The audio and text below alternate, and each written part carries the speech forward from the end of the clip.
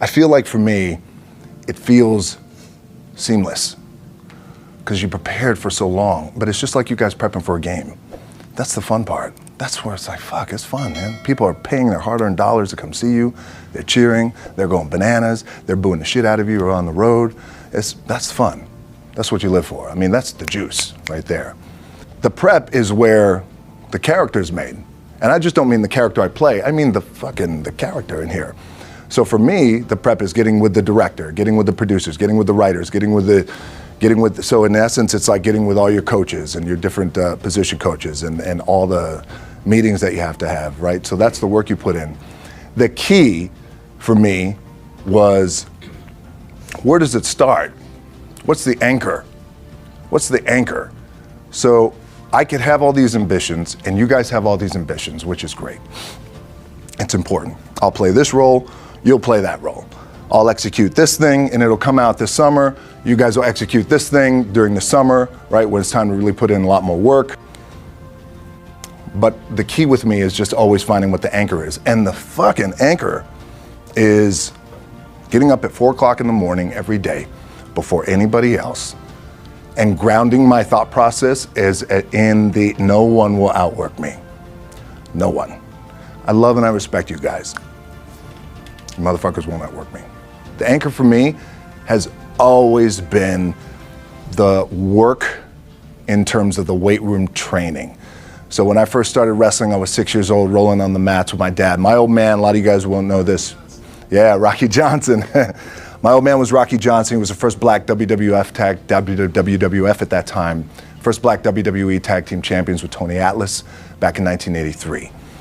My uncles were the Wild Samoans. I come from a long line of pro wrestlers. But before the wrestling part happened, I was just in the gym putting in the work. At 6 years old, rolling around on the mats. And finally when I could touch weights at 13, that's what I was doing. But the weight part for me and the gym part has always been, has to be the anchor for me. Because again, it allows me, what's that? Yeah. It allows me to keep everything grounded. But then also, you know, look, I think too, yeah, this is crazy. That's what happens. You get the strength coach in here. Look, boys, your body's your body, right? You're young now, you're balling, everything feels good. You have your little nicks and dings and all that shit. You're gonna have that. You're gonna have your surgeries. Hey, we all have it. But eventually, and I promise you this, the one thing that will never, ever, ever go away is you get your ass in that weight room and you put in the work. That's gonna happen when you're 30, 40, 50, 60, 70. That never goes away. You get on the court, you shoot some shots, but you're gonna wind up right back in the weight room, right? Right back in your spot. Film gives me the biggest opportunity to make the biggest impact, global impact. I don't want to make small movies. I love and respect our movie business, but I want to make big movies that do well, and when they do well, it's not the money thing, because we have money, right? Money's good. Money's good, it ebbs and flows.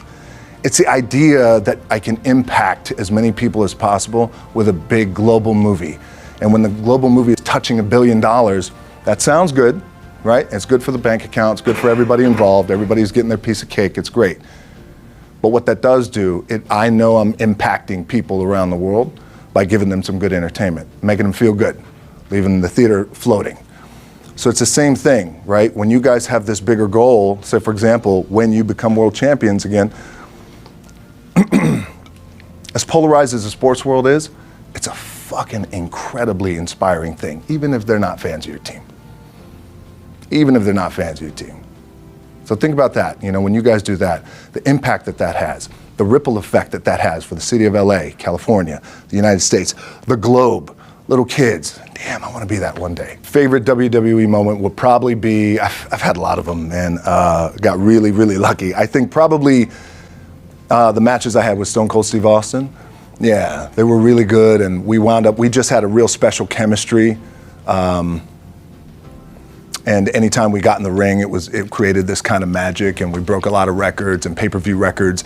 At that time, WWE, they were still in the pay-per-view model, in the pay-per-view business. They're not now.